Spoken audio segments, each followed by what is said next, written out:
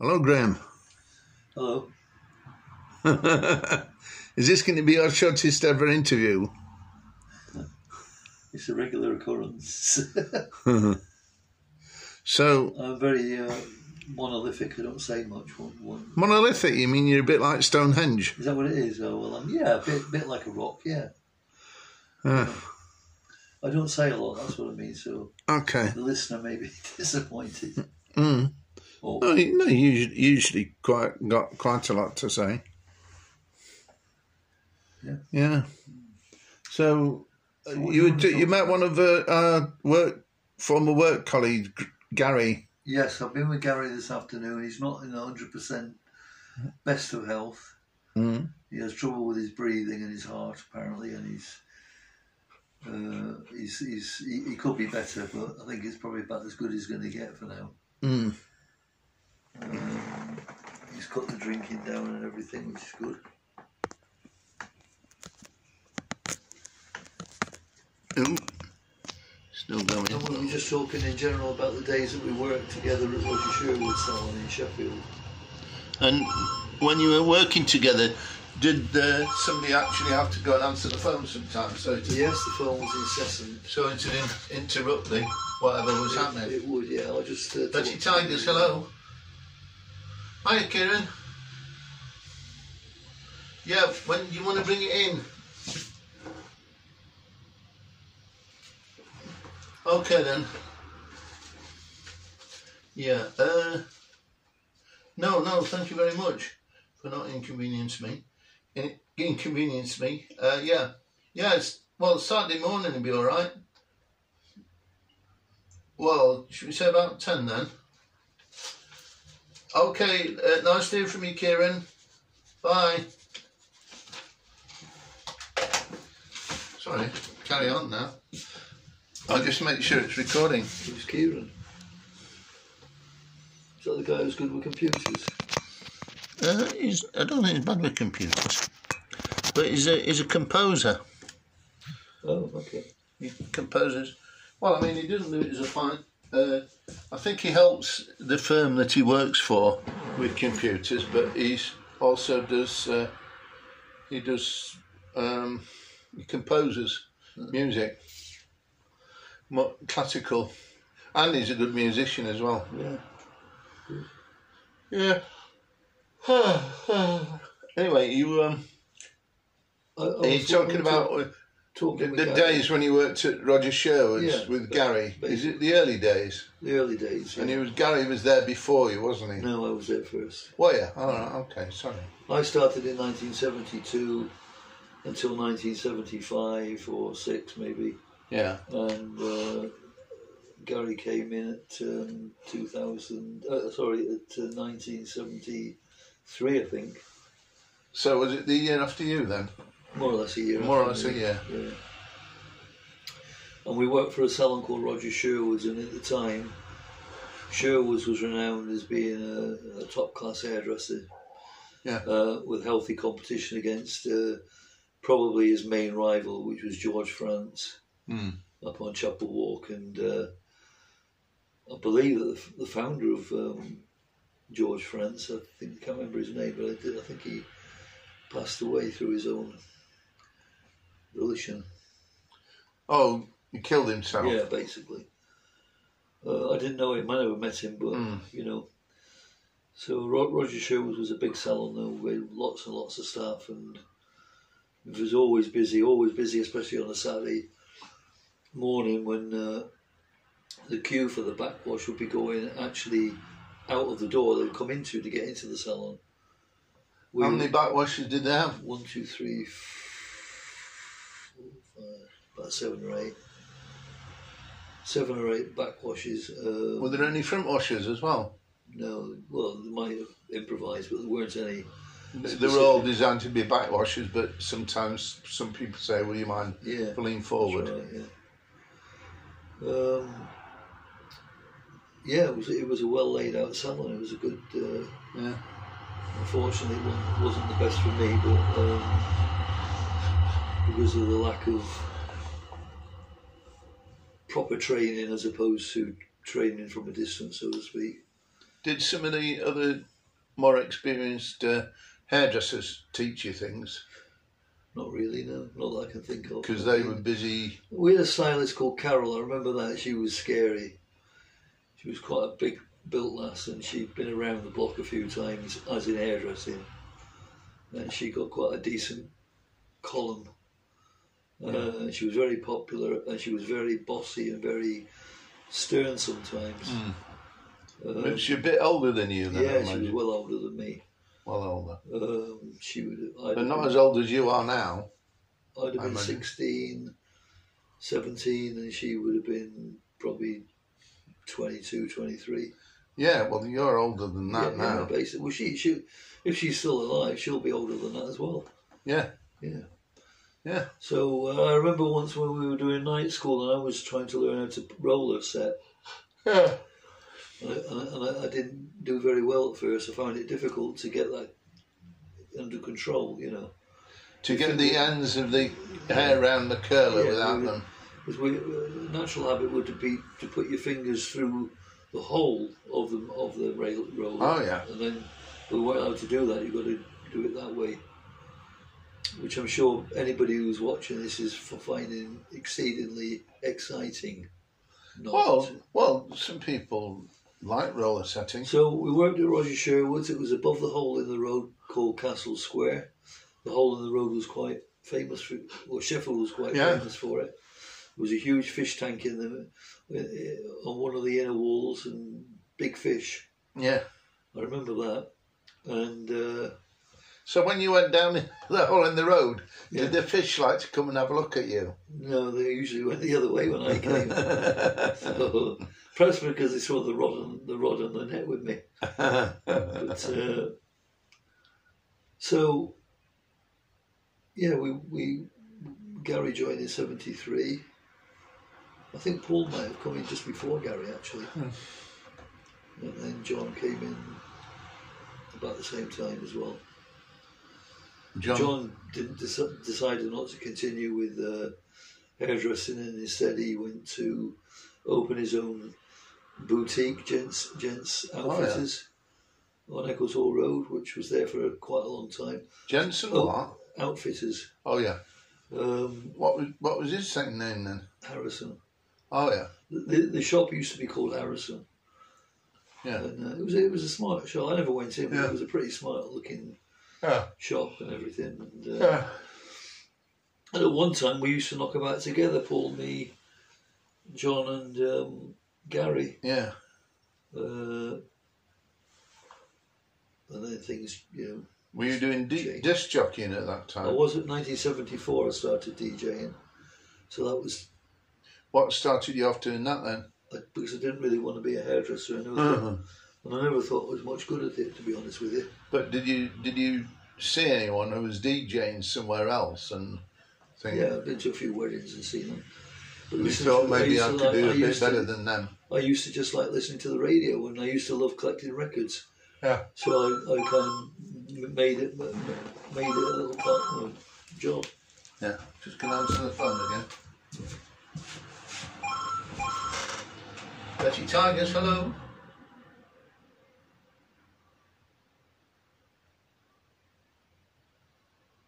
Let me have a look. Yeah, 9 o'clock's good. Okay, all the best then. Bye. Crack on, Graz. Hey? Carry on. Oh, so, yeah, the four of us used to spend some evenings together out for a drink and such like. Yeah. And I remember at Christmas time we used to go down to a pub called the Claymore, which was next door virtually to the salon. And that's the first place I was ever got really drunk. One Christmas we all went for a drink from Sherwood's, and I was feeling a bit ill, and all the staff went from Sherwood's, did they? Pretty much, yeah. Including Mr. Sherwood. I don't think he was there for very long. He might have been briefly. I can't remember. You buy some drinks for people and that kind of stuff a bit, perhaps. What? Did the owner of the salon buy people a Christmas drink? I can't remember whether he did or not. I think he might have given us something, some sort of gift or something. Yeah. Anyway, go on. He gave me a book called Learn How to Do Hairdressing. So, Are you kidding now or what? no, it was a bit of a joke, sorry. Yeah, that's all right. No, that's all right. You're good at telling jokes with a straight face. You know, sometimes people find them even more amusing like that. Yeah, well, anyway. I was sick in the Claymore and I tried to come up the stairs from the toilet, but the banister kept going away from me. And I thought, in your imagination, I went out and I collapsed out what used to be the old swimming baths on you know, Ponds Forge, not Ponds Forge, just the general swimming bath for Sheffield. But I can't remember what it was called now. Oh, you mean the one that was there before Ponds Forge? Yeah, before that. And did it have a mural painted by Ralph Harris? Possibly. Yeah, in those days. Was it a fairly modern one? Pardon? Was it a fairly modern swimming bath? Yeah, for the time it was, yeah. Yeah. And, but it was like... That's what might be called Sheaf Valley Baths. Pardon? That swimming baths might have been called Sheaf Valley Baths. And it had got a mural painted by Ralph Harris. Yeah. I don't remember the name of it, but what I do remember is that I was waiting for a bus and I was feeling iller and iller. Yeah. And I went away from where everybody was, walked towards the swimming baths. Yeah. And I collapsed down there and I stayed there for a while. Yeah. What, on the pavement, you mean? No, on the grass. Oh, yeah. Outside. Is that where you got your nickname from? Grass? Grass, no, not sure. Short for Graeme? Yeah. Grass? No. Yeah. So, I started in July the 3rd, 1972, which was exactly 1 year and 1 day after Jim Morrison died of the Doors. I just thought I'd mention that because I'm a big fan of the Doors. Oh, I thought you were going to say a big fan of recognising people's deaths. Well, you do that quite a lot. That's come on as a later hobby. Yeah, a later hobby. I didn't indulge too much in people's deaths at the time. You could write a song about people dying, couldn't you? You really? could do, yeah. Yeah. In 1962, there was little Tommy Screw. In 1978, there was Mary Arberthwaite. In 1999, there was a very good friend of mine. And in 1984, someone you can't ignore. So you could write it, couldn't you? Yeah. And then you could remember put them in chronological order, and then, you could remember them. Anyway, sorry to disturb you. No, that's okay. I don't really know what else to say now. Well, yeah, I started the first day on a Monday, and Claire showed me. Claire was assigned to me to teach how to shampoo, and that was the first thing we took. Nowadays, they'll come in and start cutting and all sorts straight away. Whereas at least we learned how to do proper shampoos and that. Yeah, and that's why ultimately I became quite good at shampooing. Yeah. And then we moved on to the next section was to learn how to neutralise perms and how to wash colours off. And then we learned how to wind perms. Yeah. And then maybe you get the odd blow dry thrown in, but that's where I struggled because I wasn't confident at the time. Were perms quite popular in those days? Perms? Oh yeah, I became one of their top permers. That's one. Did they ever? I mean, sometimes there's a problem in perming somebody with very lightened hair. Somebody got the hair bleached and then they decided they wanted a perm. Yeah. I remember going to Granville College, and occasionally the perm solution would be too strong for the hair, and it'd snip it off. All the hair would break off like a ridge skinhead. He looked quite good actually. Yeah. And, you know, but people wouldn't necessarily want to have it like that in those days. Yeah. Yeah. So. But you never had that happen to you. I was never confident. No, I was all right with perm, and they used to. Some of the stylists would, if they got a perm, and they wanted me to wind it for them. Yeah. No, you've got somebody called. Good reputation. I can't remember who it was, but one of them said, "You're the best perm we've had." Yeah. Which was, I suppose, quite good. Yeah, of course. But I've always suffered with this appalling lack of self-belief and confidence that's held me back for an eternity. Is that why you decided you didn't want to be one of the candidates in the Conservative Party leadership? No, but it's why I didn't want to become one of the candidates when it came to the L'Oreal Colour Trophy. All right. And things like that. Did they ask people, or did they? Well, you would do rehearsals for a few weeks. Yeah. In the salon, and Paul was confident. Yeah. Gary was confident. John was pretty confident. Yeah. And I was absolutely no confident. And I never used to get involved. Well, I wasn't chosen to get involved anyway, so... The thing I felt about that L'Oreal Colour Trophy disappointed me, really, because when they did models for the L'Oreal Colour Trophy, all the models would have this, you know, quite extravagant colours and everything like that. Yeah. And then the next day, they'd have it dyed back to sort of like more like every day. And I thought, well, why don't they just get models in who want bright colours rather than mucking about? And probably in them days, the bright colours like you use now, perhaps people didn't want that you know, they'd be conscious about it. They'd stick out from the crowd a bit. Yeah. No, I think I can imagine that. You know, they were there purely to be models for basically their friends. Who, you know. No, but it seems a shame to put the hair through all that dyeing and then just the next day, I know. once you'd done the competition, and then presumably if they got through. I always find it hard to.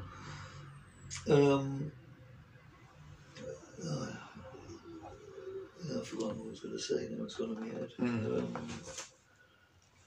What was it? Hard to decide on different colours? Well, personally, I've always found it hard to choose proper colours. Yeah.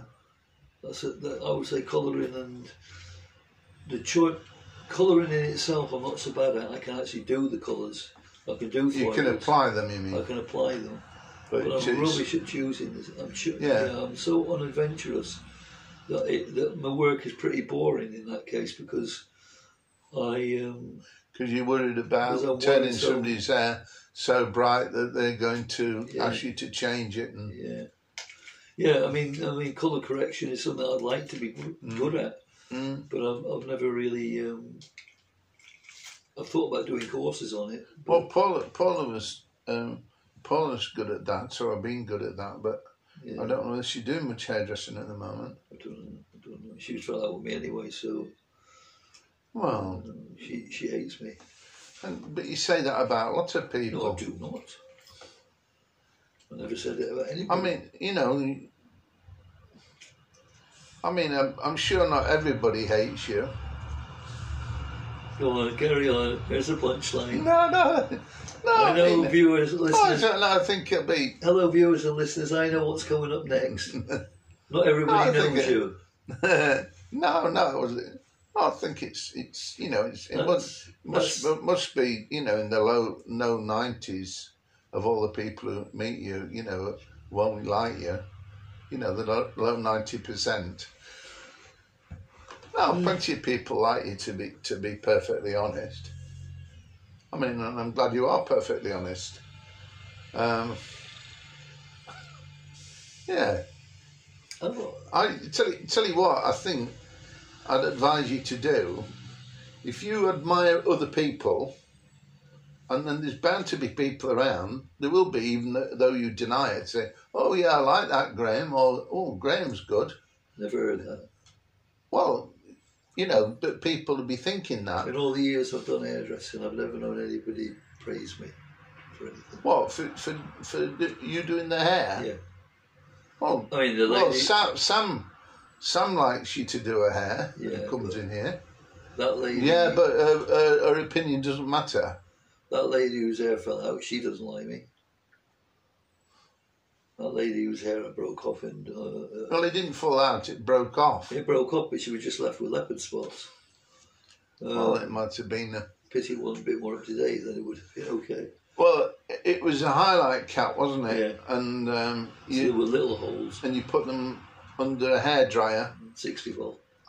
60 volt, because they wanted the hair really white. I can't imagine why I did that. Honestly, God. Well, and then, you know, and then being such a busy salon. It was. Then was it Ann Barry's, that one? Ann Barry's, yeah. Yeah, and so basically, you know, you're you know, the customer should have been prioritised to get her hair washed off, and that probably ended up being under the hairdryer longer. Yeah. And I mean, I did somebody once, but the hair didn't break off. No. Basically, they got a swimming. It became very weak though. They got a swimming cap on, right? Yeah. And they wanted some really bright highlights. But I was doing the hair round at like a charity place that helped disabled children, sort of thing. And this lady went to, she got the bleach on the highlight cap, and then she had one of these swimming hats. Well, you know, like an elasticated hat over the highlights, and she went and cooked some food for somebody in the kitchen, and she was opposite like a face level grill. Yeah, you know, and so the warmth from the grill, it was a bit like when it was really busy that other day, you know, when we had that really hottest day. Yeah. And so basically the bathing cap that she got on, it gently sort of like went to its full extent, like a mushroom, almost like a mushroom growing fairly quickly sort of thing, you know, like they do fast forward on one of these nature films. And so she thought, oh, you know, this might be sufficient, you know, maybe, because all the whole cap was like a mushroom cloud, basically. And so I said, oh, I think it might have done, you know, that kind of thing. Anyway, I took her hat off, and the colour was great because it was really, really white. But if I'd left it much longer, it had probably broken. It would have probably broken. And that was the unfortunate thing that happened to you. Yeah. But you didn't have the, you know, you were probably under the pressure of doing more customers, you see. I was at the time. Yeah, which isn't a good thing, really. Yeah, it's awful. It's awful. It's stressful. Yeah. Oh, God. Yeah, well, yeah. I mean, when hairdressing was going well, I enjoyed it a lot. I enjoyed the banter. I enjoyed, you know, the actual doing of the hair when things were going well, when I was at my top confidence thing. But you have banter with the customers and the customers and the stylist. Maybe not Mr. Sherwood. Me and Jane, when we worked together at my salon, we were always digging at each other. You know what I mean? And taking the mickey and stuff like that. Yeah. I do miss her actually. I wonder where she is. Yeah. Well, I'd like you to find her if you could. Well, she might watch this video, but it might be a bit of a long shot. No, I doubt it. Because, you know, a few people have watched that other video you did. Yesterday. It's awful. Well, it was not such... Well, I know there's at least a couple of people who like to listen to your videos. Who? Sam? Yeah, and her son. I think he even likes them better than Sam does. I think. He's a real fan, sort of thing. Yeah. So, is that it? Is what it? Is that the end of the conversation? Or? Well, just depends. Okay. Did you watch the England football match last night? Absolutely not. Did you hear the score? No, not interested. It's women's football, isn't it? What, you're prejudiced because it's... I'm not prejudiced against women, or I love women. but I just You don't think they ought to play football? I don't think their football is very good to watch, personally. Well, I think you would have disagreed last night. I know they would, but you know, I believe I'm right on this one. Eh?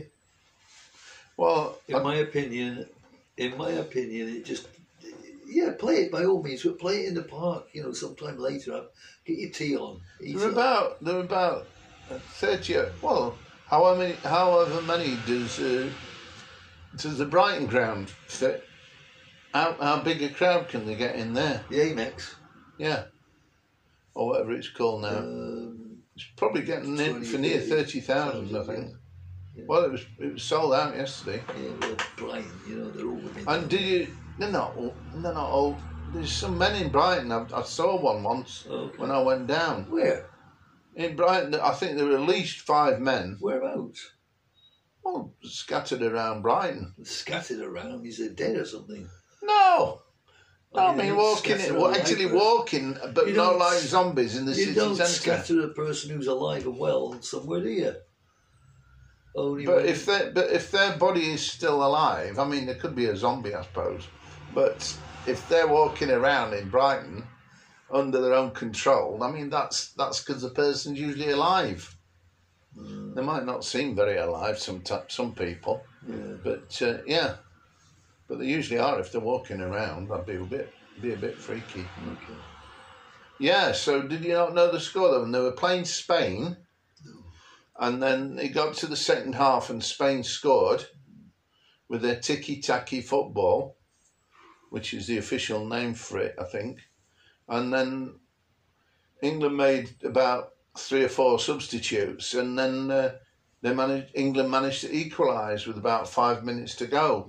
The captain, who's a centre half and mainly a defender, she went to play up front and won a header in the air against a couple of Spanish defenders, and one of the other players, who's a good chance sniffer, as it were, came and knocked it in from close range. And then... Look, there's Jenny there. Yeah. What? Were you distracting from the football? Yeah. You could wave to her. Well, it's just that she was juggling the ball as she went past. Carry on. I didn't see her walking with a... Forget it. Come on then, carry on. I didn't see her walking with her, you know. No, carry on. You shouldn't call people bums anyway. She looks very, very tired, actually. Okay. Well, she might have stayed up watching the football last night. She could have done, yeah. Yeah, and so it was 1-1, and then there was extra time. Oh God! And then England's. You remember Bobby Charlton? Yeah.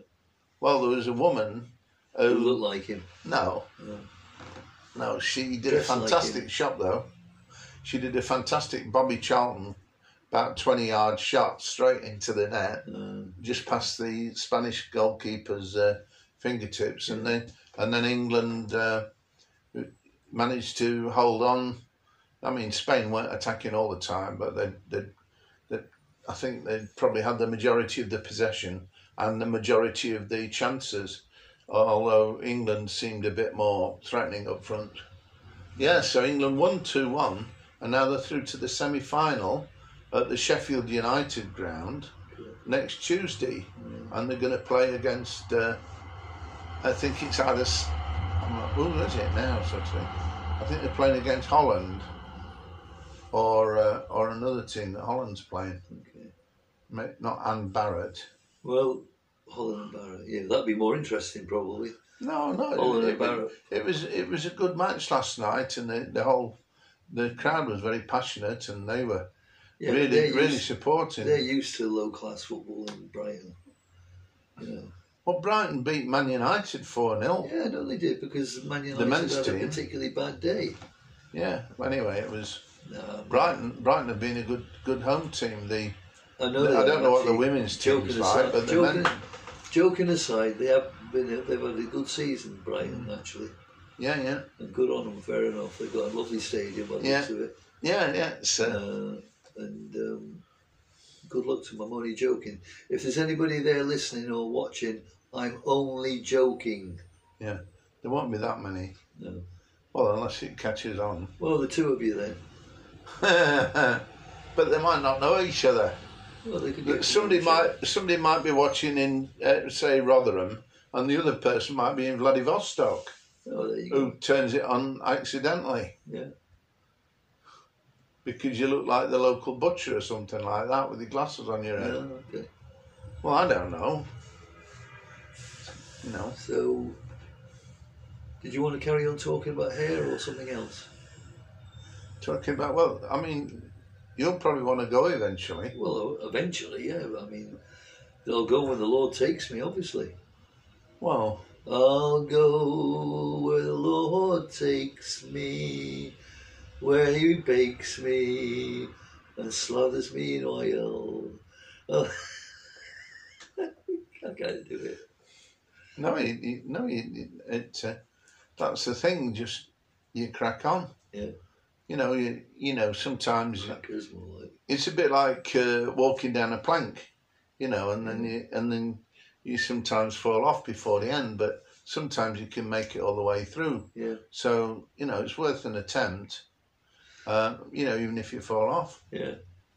I like singing songs where I just pick out letters. It starts off with the capital letter of that song, and then depending on the tune, I like to do that. Alex says to me, "It's quite impressive how you do that, but it's absolutely no use to anybody."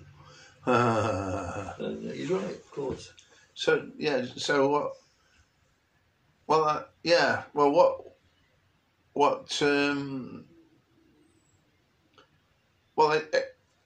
You'd pick a letter, would you, or something? Yeah, I mean, if it's, for example,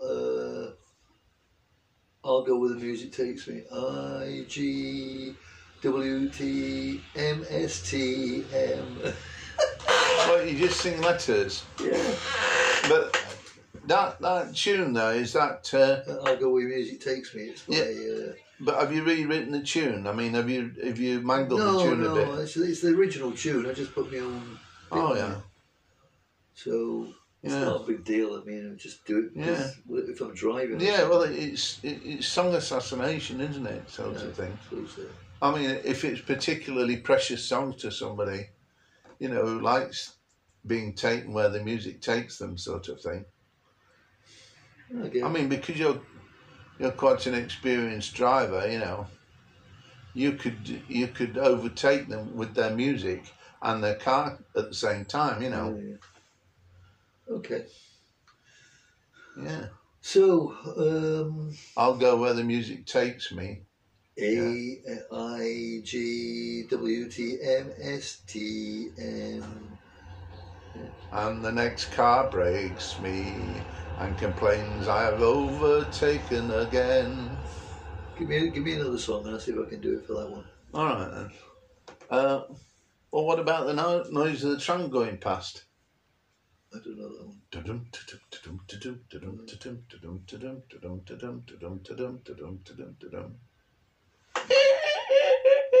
That's a tram door opening. Yeah. No, I'll do another tune.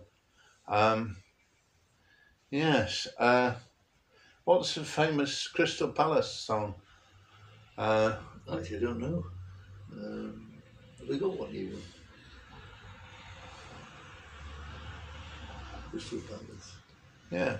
Come on, you Palace boys, next season. Get the top half of the table.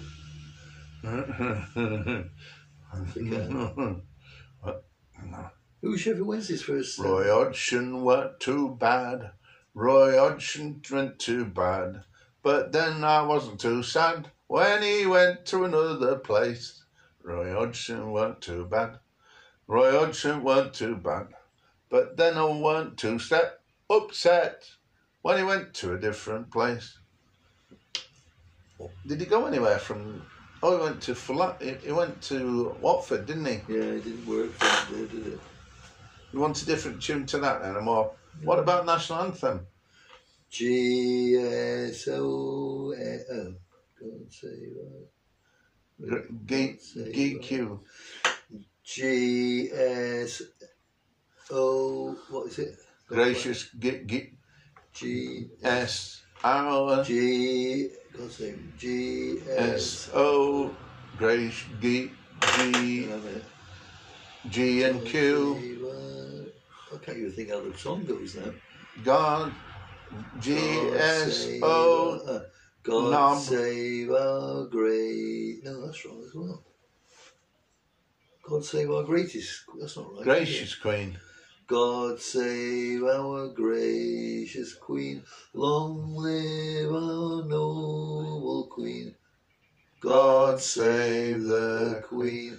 And her victorious, happy and glorious, long to reign over us. God save the Queen.